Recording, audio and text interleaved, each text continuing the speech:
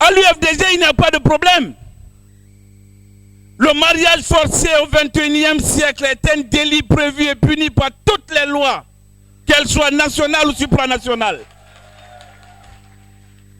Vous avez choisi votre ventre. On vous dit très bien, allez-y, remplissez votre ventre. Laissez-nous tranquilles. Nous voulons vivre en paix.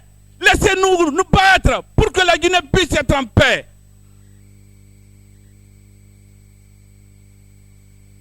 Ils disent qu'ils veulent que Mamadi reste au pouvoir.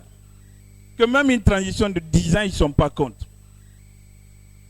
Ils disent qu'ils sont même capables de mobiliser les dockers du port autonome à payer la caution pour la candidature de Mamadi Doumbouya. Tout ça, c'est très beau. Mais puisque la vocation de l'UFDG, ce n'est pas accompagner Mamadi dans cette dynamique de confiscation du pouvoir, pourquoi vous voulez nous embêter? Et pourquoi dans une république normale, on ne peut pas trancher? La justice de notre pays est devenue le problème, là où elle devrait être la solution. Aujourd'hui, tout va mal dans le pays parce que les hommes et les femmes en robe ont décidé de trahir leur serment. Partout où il n'y a pas de justice équitable, vous n'avez pas de paix, vous n'avez pas de démocratie, vous n'avez pas de liberté.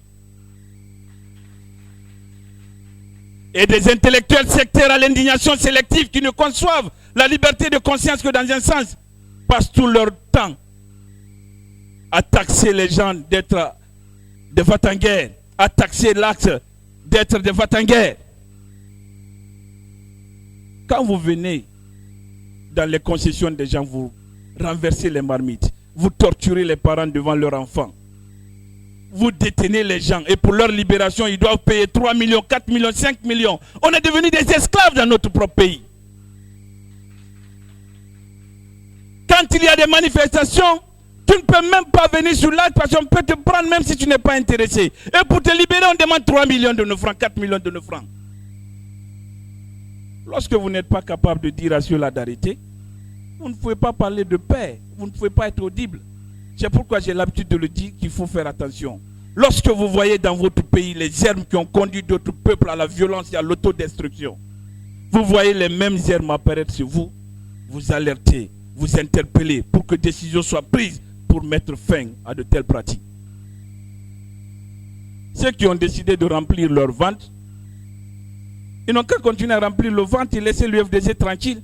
Nous ne sommes pas d'accord par rapport à la gouvernance actuelle. Nous ne sommes pas d'accord par rapport au reniement des valeurs. Le général Mamadi Doumbouya, devant tout le monde, sans pression, il a dit à l'opinion nationale et internationale, moi, ainsi que tous les autres membres des organes de la transition ne peuvent être candidats sur cette élection. Il a matérialisé dans la charte de la transition, qu'eux-mêmes ils ont élaboré et imposé au peuple de Guinée, dans les articles 46, 55 et 65.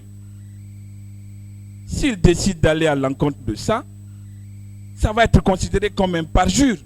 Et par conséquent, il va être combattu comme d'autres l'ont été avant lui.